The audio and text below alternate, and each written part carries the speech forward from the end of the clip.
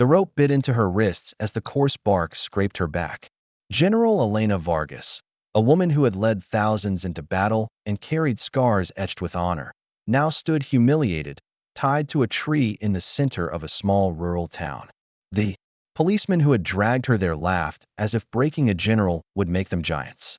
Her uniform, dusty and torn, carried no weight here.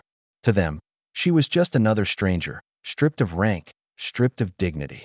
Yet in her silence, her eyes burned with something they couldn't see, an unshakable reminder that justice has a long memory. Before I tell you what happened next, tell me in the comments where you're watching from. I love knowing who's listening. The crowd that had gathered was uneasy. Some villagers lowered their heads, ashamed to watch.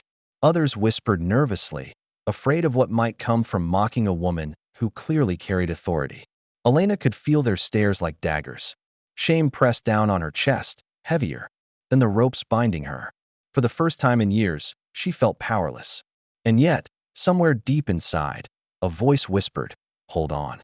This isn't how it ends." One officer, broad-shouldered and cruel, leaned close to her face. "Where's your army now, General?" he sneered. His words sliced through the silence, drawing chuckles from his comrades. Elena didn't answer. She couldn't. Not because she was afraid, but because she knew silence can wound more deeply than words. Her heart raced, not from fear, but from the thought of her soldiers, her family, wondering where she had gone. Would they ever find her? Would they know how she had been treated? Minutes stretched like hours. Dust swirled in the fading sunlight, carrying the weight of waiting. Every sound, the scrape of boots, the nervous cough of a villager, the shifting of rope fibers, etched itself into memory. And then, in the distance, faint but unmistakable, came the low rumble of engines. At first, the policeman ignored it, but Elena's lips curved into the faintest smile. She knew that sound too well. The villagers began to notice. Heads turned. Murmurs spread like wildfire. A boy whispered, "Soldiers." His father hushed him, but it was too late. The tide had shifted. The rumble grew louder, heavier, until the ground itself seemed to tremble. The policemen stiffened. Laughter died in their throats. The broad-shouldered one barked orders, but his voice cracked under the weight of rising fear. From the road emerged a convoy of military trucks, their dark green bodies glinting in the last rays of sunlight. Soldiers poured out in disciplined unison, boots striking the ground like thunder.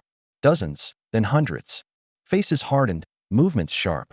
It was not chaos. It was order, power, loyalty embodied. The villagers gasped. Some clasped their hands, together in awe. Others fell silent, hearts pounding with a mixture of fear and relief. The policemen's bravado crumbled in an instant. Their hands twitched toward their weapons, but it was futile.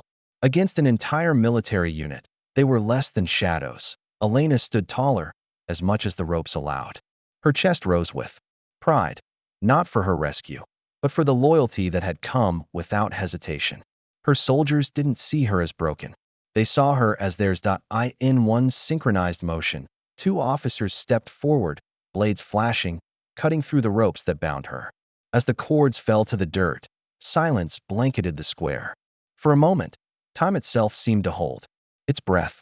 The broad-shouldered policeman tried to speak, but the words died when the first soldier leveled a stare at him colder than steel. That Elena's wrists throbbed as blood returned to her hands, but she didn't flinch. She looked at the policeman who had mocked her, her voice steady yet heavy with meaning. Strength is not in how you break others. It's in how you protect them. The villagers erupted in applause, thunderous, raw, uncontainable. Justice had taken its place among them. The policemen were disarmed, their pride shattered. But Elena didn't order revenge. Instead, she turned to her soldiers and said, "No cruelty. Let them remember this day for what it is, a lesson, not a sentence." Mercy, not vengeance, was her final weapon. And in that choice, she proved why she was worthy of every stripe on her uniform. Because power without compassion is tyranny, and compassion without courage is weakness. But when both stand together, even ropes cannot hold you. The truth is simple.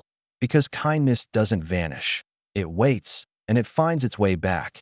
And as the last light of the sun washed over the freed general, The same tree that once humiliated her now stood as silent witness to her triumph.